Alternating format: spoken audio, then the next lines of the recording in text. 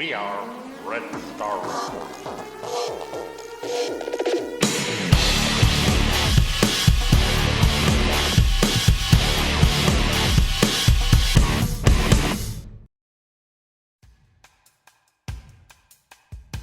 Hello again, Red Star Rebels. That's right, we're back. And in episode 10, we're looking at, once again, the de-evolution of democracy in California politics and the ongoing occupation of Los Angeles under a tightening MAGAmerican paradigm. This is podcast season 5, episode number 10, and we are Red Star Report. And in this edition, in our Pacifica update, we have readings from Shankar, Singam, and Darin Brown. And tonight on Talking Points, why are Californians so slow to see that the America they thought they knew is over? But first, only a fool fights in a burning house. Or is redistricting California to fight Texas gerrymandering the best choice for 40 million Californians? All this and more coming up on this episode. I'm Hal Lohr, we are Red Star Report, and this is Voices for the California Nation. It's cause and effect. It's triggered on the basis of what occurs or doesn't occur in Texas. I hope they do the right thing. And if they do the right thing, then there'll be no cause for us to have to move forward. But again, we're working with the legislature on a trigger that if they do move forward, California will not sit by idly and watch this democracy waste away. We'll fight fire with fire, we'll assert ourselves, and we'll punch above our weight, and it will have profound impacts on the national outcome, not just here in the state of California. I appreciate it's already led to some members of our delegation now calling for independent redistricting. That's an encouraging sign. The proposal that we're advancing with the legislature has a trigger. Only if they move forward to dismantling the protocols that are well established would the state of California move forward in kind, fighting, yes, fire with fire. So in that light, I believe there's consistency. These folks don't play by the rules. If they can't win playing the game with the existing set of rules, they'll change the rules. That's what Donald Trump has done. He's dialing for seats.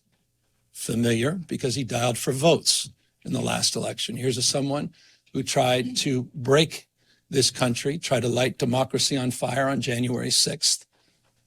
He recognizes he's going to lose in the midterms, and we have the opportunity to de facto end the Trump presidency in less than 18 months. That's what's at stake. That process has to have the concurrence, the support of 2/3 of the legislature. The maps, we believe, should be transparent. They should be provided in a transparent way to the public. And as a consequence, those maps are being processed and will be brought to light. I have not had the opportunity, nor am I getting in the details of what those maps look like. I'll allow more objective minds to do just that. But the ultimate determination will be by the people of the state of California. We will offer them the opportunity to make judgment for themselves. Again, only if Texas moves forward. They've triggered this response, and we're not going to roll over, and we're going to fight fire with fire. But we're going to do so not just punching with the weight of the fourth largest economy, the most populous state in our union, the size of 21 state populations combined, but we also will punch above our weight in terms of the impact of what we're doing. And I think that should be absorbed by those in the Texas delegation. Whatever they are doing will be neutered here in the state of California. Okay, if you needed any further proof that any form of real democracy in America is no longer a thing, you really need to look no further than the attempts to openly redistrict Texas to save the Republican majority in Congress, and the desperate response Democrats are willing to make to counter that Texas redistricting by even considering redistricting in California. If you remember, as recently as 2010, California voters decided that lawmakers in Washington and Sacramento should no longer have the power to draw those congressional districts to suit themselves, in an attempt to end decades of foregone conclusion elections by injecting at least some competition into California's House races. Proposition 20 passed by a 61 to 38 margin, giving congressional line drawing authority to an independent map-making commission. Now, in what CNN's U.S.-centric corporate media's narrative called a California plan that is likely the Democrats' best option in the redistricting wars, Governor Gavin Newsom has threatened to cancel that commission and let Democratic partisans draft district lines ahead of the 2026 midterm elections. A slim chance move to save America's lost democracy? The Democrats hope can push back on U.S. uber-groping Führer Donald Trump and his Texas Republican sycophants' power grab to enhance the GOP's House footprint in 2026. Granted, that threat is a long shot for the governor, even as it reflects the American two-party system's growing anti-small d democracy arrogance from lawmakers around the country who are now basically telling voters, hey, thank you for your participation, but go away. Take what happened in the red state of Missouri last year when 58% of voters approved a ballot measure increasing the state's minimum wage and requiring employers to provide at least some paid sick leave. Then last month, Governor Mike Kehoe decided to ignore that vote and sided with profits over people, signing legislation that limited any minimum wage increase and totally scrapped all sick leave requirements. Thanks for playing. That mirrored two other red states, Alaska and Nebraska, where lawmakers tried the same play and overturned voter-passed paid sick leave and hikes in minimum wage, but that just seems to be all part of America's anti-democracy agenda, where lawmakers in Republican red states openly work to roll back voter-designed measures. And with state and federal lawmakers now working to normalize the nullification of election results across America, nobody can deny that Californians are justifiably losing faith in American institutions and in the U.S. federal government. To make matters worse, across the U.S., in a direct attack on the initiative process, at least 9 states have passed or considered laws making it harder or even impossible for citizens to place measures on state and local ballots to seek a popular vote. Which brings us to the case in point. Texas State House Republicans now feel free to openly abuse Democratic norms in the hope of erasing as many as 5 Democratic-leaning congressional seats and boost the GOP's chances of keeping control of Congress in the 2026 midterm elections. And overgroping Führer Trump, staring at the prospect of his MAGA agenda being brought to a crashing halt in a subpoena-wielding Democratic majority House of Representatives, is openly stumping for these anti-democracy efforts, giving Gavin Newsom this whole fighting fire with fire narrative that could allow Democrats to tear up California's congressional map and gerrymander the state of California for Democrats, just like Texas Republicans want to do. And sad but true, Newsom, with these very public statements, has made it clear that he believes California democracy should be sacrificed to fight American fascism if it can benefit America's greater good. When he said that, we can sit on the sidelines, talk about the way the world should be, or we can recognize the existential nature at this moment. Those are bold-sounding words from a man with U.S. presidential ambitions willing to justify throwing California democracy and the rights of 40 million Californians under the bus to try to fix a hopelessly broken and fascist United States. Statements that should be sending up red flags to all Californians on just how grossly and eternally divided America really is, and ignores the fact that win or lose, Californians would still face a federal government historically indifferent, if not openly hostile to the needs and values of Californians. Which is hard to take, considering Newsom is talking about California democracy being sacrificed to forever enshrine a Democratic Party stranglehold on the state of California, a move that would simply preserve a capitalist U.S. status quo openly made for the sake of a presidential campaign arguing the need for corralling Trump and his Republican co-conspirators. Begging the question, what good is fixing American ideals already lost in the rush to embrace fascism if it means sacrificing our California values along with our liberty as Californians to live in a democracy? In 2010, Proposition 20 gave congressional line drawing authority to an independent map-making commission for good reason, because that's what Californians actually voted for. And regardless of whatever kind of "we're doing what's best for America" personal agenda California politicians seeking big donor federal office are willing to suck up to, that California vote, as well as California democracy, should still matter. This is Voices for the California Nation.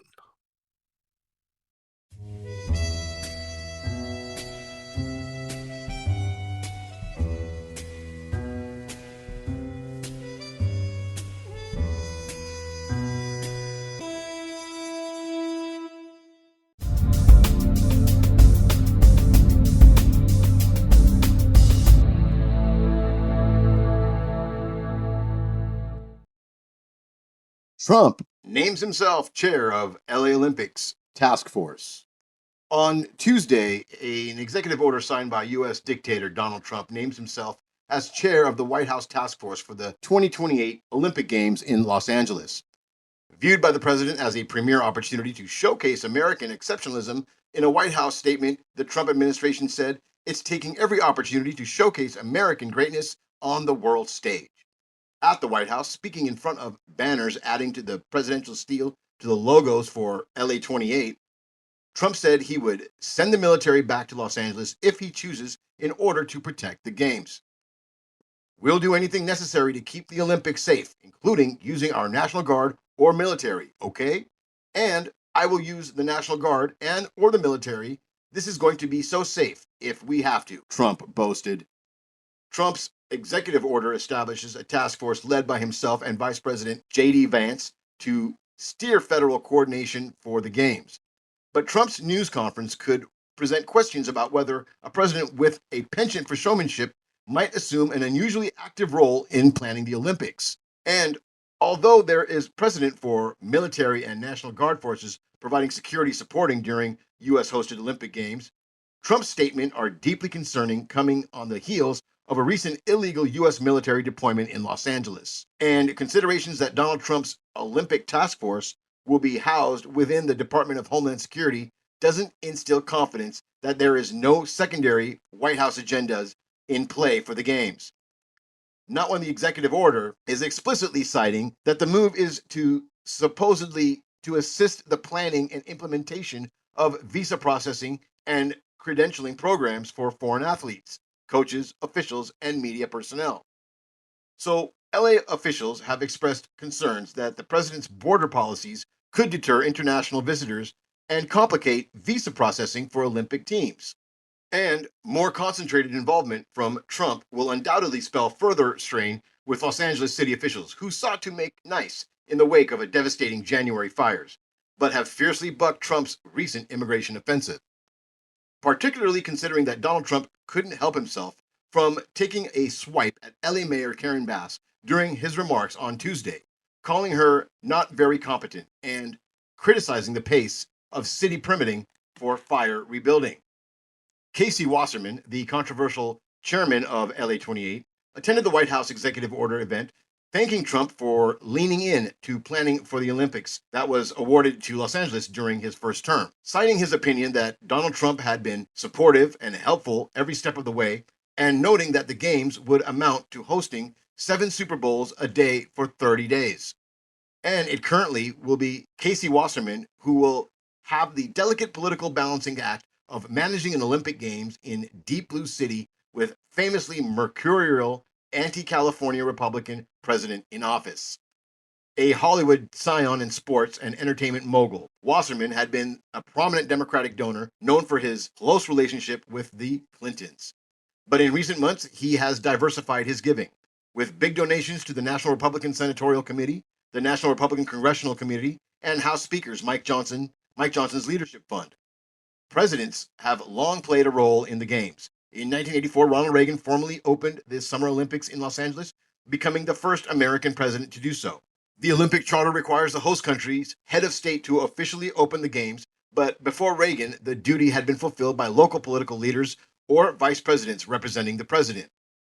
And the federal governments have historically provided significant funding when the Games are hosted on U.S. soil, with financial support going towards both security and infrastructure, with the U.S. Secret Service and the lead agency for implementing federal security. But so far, Los Angeles leaders have been actively involved in the security planning and are currently in negotiations with LA 28 for the use of the city's police, traffic officers, and other employees during the Olympics and Paralympics. And under 2021 Games agreement between LA28 and the city, LA28 must reimburse Los Angeles for any services that go beyond what the city would provide on a normal day.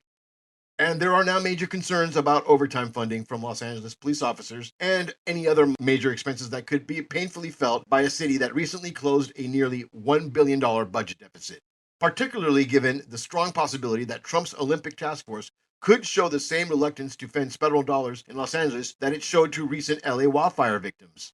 This is Shankar Singam for KPFK, Los Angeles.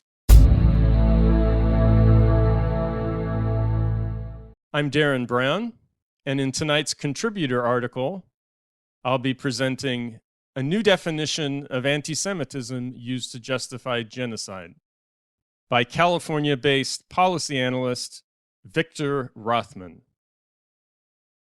One of the biggest lies from the Middle East is that opposition to Israeli U.S.-assisted genocide in Gaza is driven by hatred of Jews, or anti-Semitism. These are some of the reasons why this lie is so outrageous. First, many of those accused of anti-Semitism are, in fact, Jewish. In the United States, several Jewish groups, such as Not in Our Name and Jewish Voice for Peace, have had a major presence at demonstrations opposing U.S. military and diplomatic support for Israeli military actions in Gaza. Second, according to the Middle East Monitor, nearly 1/3 of American Jews agree with the accusations that Israel committed genocide in the Gaza Strip, and 60% support the establishment of an independent Palestinian state. Third, nearly all self-serving claims that critics of Israeli actions in Gaza are consumed by hatred of Jews originate with the Israeli government. These claims are part of Israel's PR campaign to justify nearly 2 years of military attacks on women, children, and the elderly in Gaza. Fourth, in the United States and Europe, anti-Semitism historically meant violence against Jews.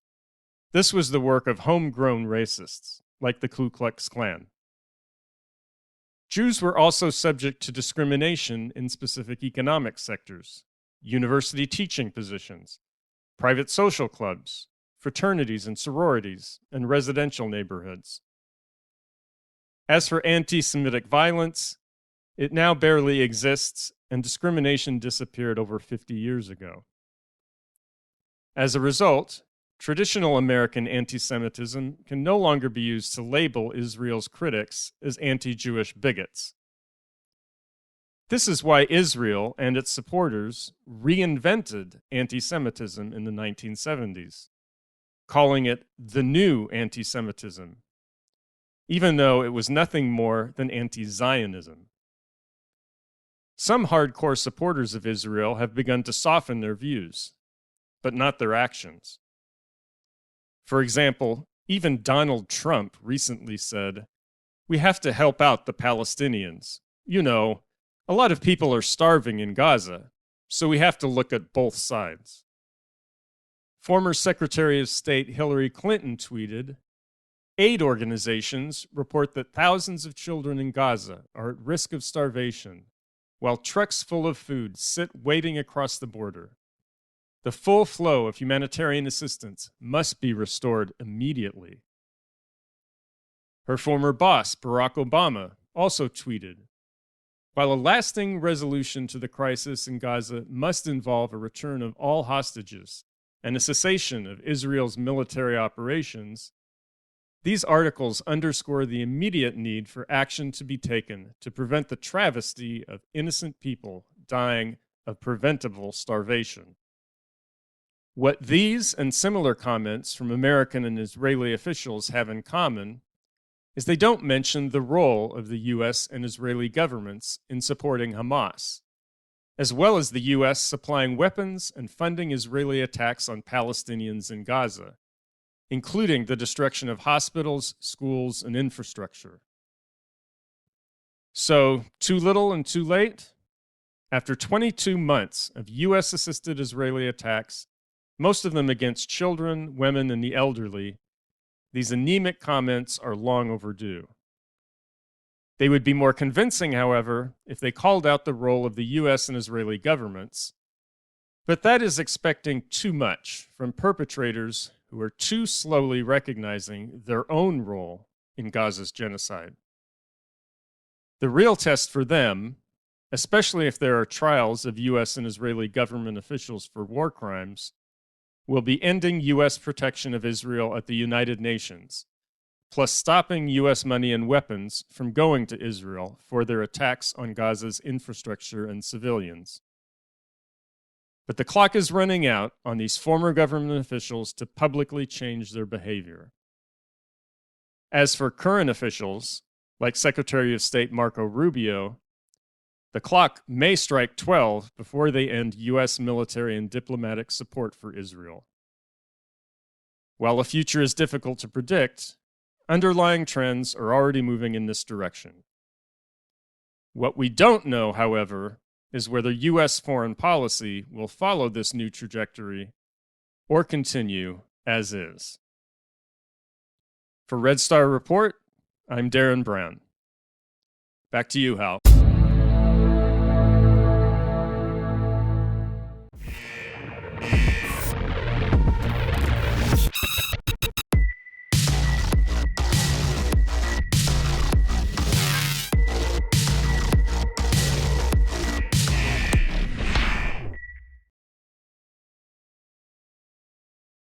Just in case you need another California resistance feel-good moment, it's official.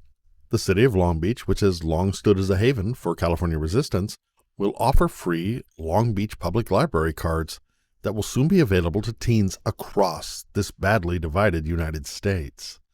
It's an effort to offset red state book banning by Christo-conservative legislatures in other parts of the U.S., as part of a new partnership between Long Beach and the Brooklyn Public Library. While book banning attempts being rare in California, that practice is not uncommon in the rest of the currently devolving United States. In 2024, the American Library Association recorded challenges to 2,452 different books across the U.S. The association said the majority of those challenges came from organized ultra-right movements targeting sexual or LGBTQ plus content. So, Books Unbanned, a program started by the Brooklyn Public Library in 2022, provides discrete access to an online catalog of those now banned books to U.S. teens and young adults aged 13 to 21. So, the Long Beach City Council voted on July 22nd to join the program by authorizing the city manager to execute a license agreement and memorandum of understanding between the city of Long Beach and the Brooklyn Public Library. So now, Long Beach, well known for its large and influential LGBTQ plus community, will offer free library cards accessible to youth in the U.S. between the ages of 13 and 19, and possibly 20 to 24-year-olds if the library feels it can support extra participants. Participants will have to fill out an application and renew annually to gain and retain access to the card, but Books Unbanned participants will be able to check out items from Long Beach's Public Library's ebooks and audiobooks collection beginning in September or October 2025 in time for Banned Books Week. The campaign, which will run the second week of October, will aim to raise awareness about the rising number of book bans in red state schools and libraries and to advocate for the freedom to read. Long Beach Public Library officials expect to purchase ebooks and audiobooks paid for by an upcoming $100,000 fundraiser campaign run by the Long Beach Public Library Foundation. The foundation has been fundraising since the beginning of 2025 and has already received a pledge from a private donor who plans to match every donation up to $10,000. The library intends to purchase titles that may be facing censorship challenges across the U.S., as well as popular interest in high-demand titles to minimize wait times. The program's start date will not be affected by the success of fundraising pushes, according to a spokesperson from the Long Beach Public Library Foundation. And since 2022, almost 10,000 people have signed up for cards and have checked out about 300,000 books. A good start for kids who otherwise would be isolated under Christo-conservative book bans, if not for outreach from people like those at the Long Beach Public Library. For more information about California resistance efforts to get banned books into the hands of American kids, you can go to booksunbanned.com. That's booksunbanned.com.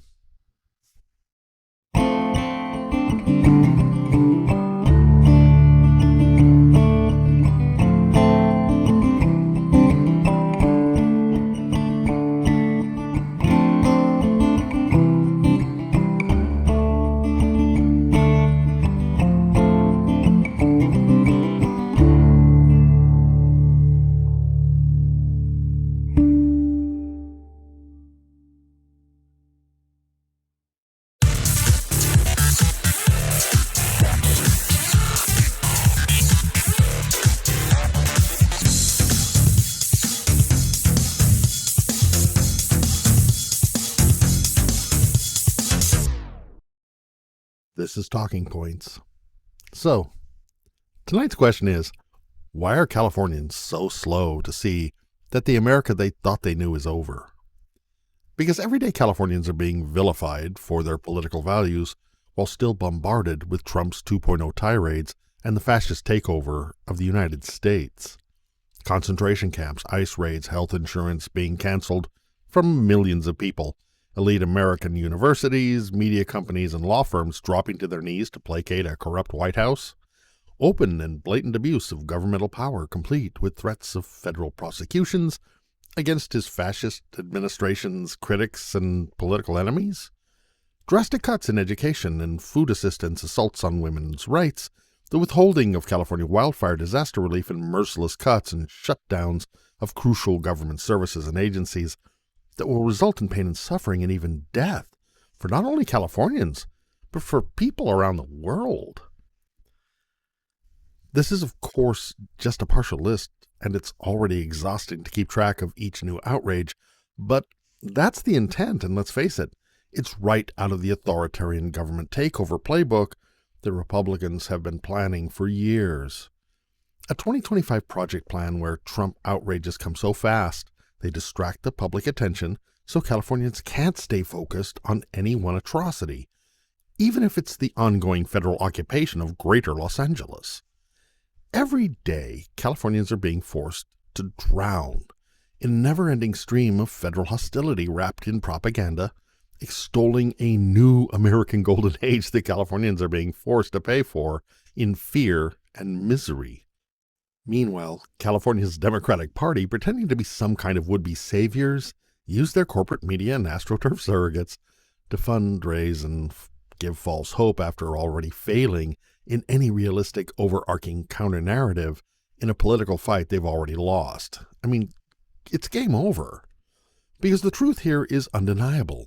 Outside of California, most Americans voted for Donald Trump and his Christo-fascist Republican gang to do exactly what they're doing now, the deconstruction of American democracy.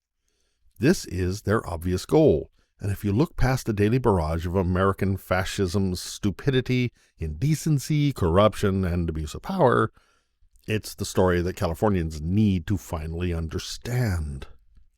But even with that said, why are Californians so slow to see that the America they thought they knew is over, and frankly, it's never coming back?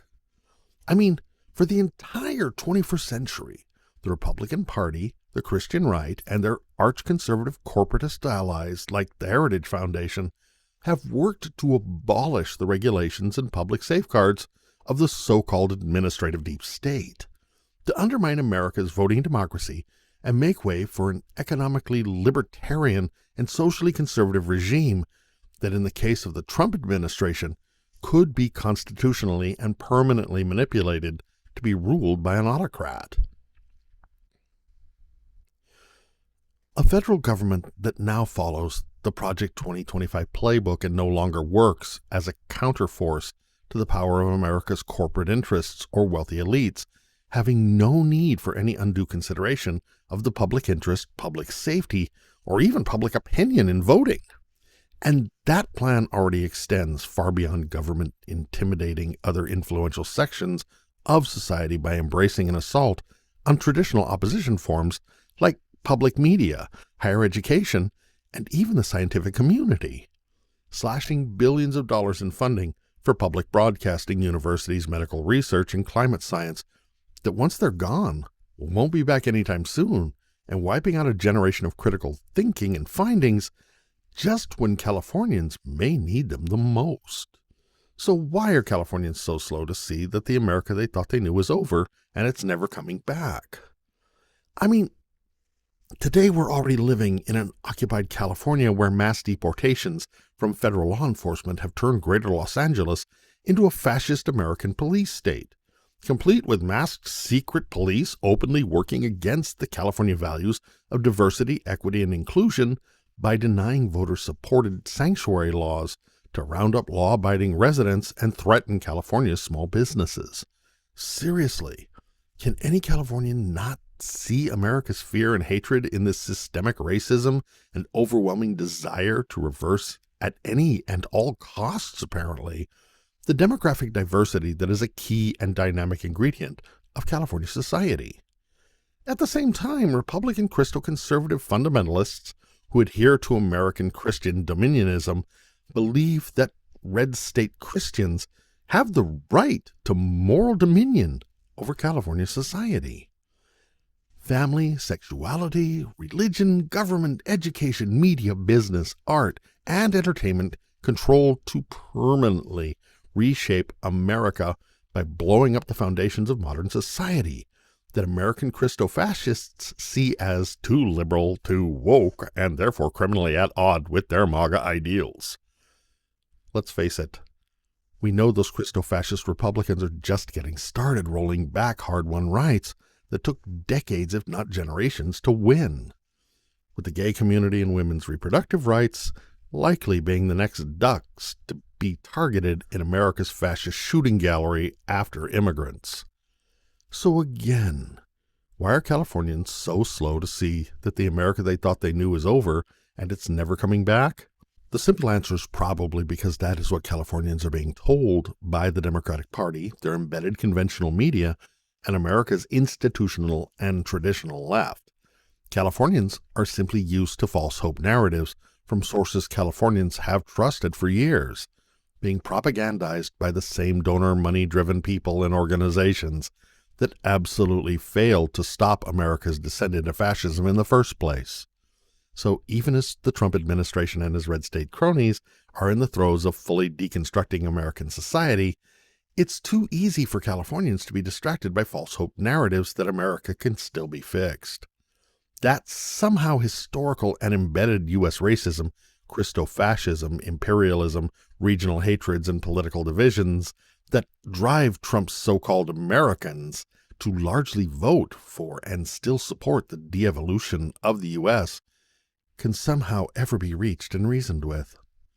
So why are Californians so slow to see that the America they thought they knew is over and it's never coming back? Well, because the full impact and dark reality of Republican MAGA rule hasn't fully registered with most Californians, while they can still cling to the fantasy that protests and voting for the Democratic Party in the next election has a chance to save America from its inevitable collapse. This is Talking Points.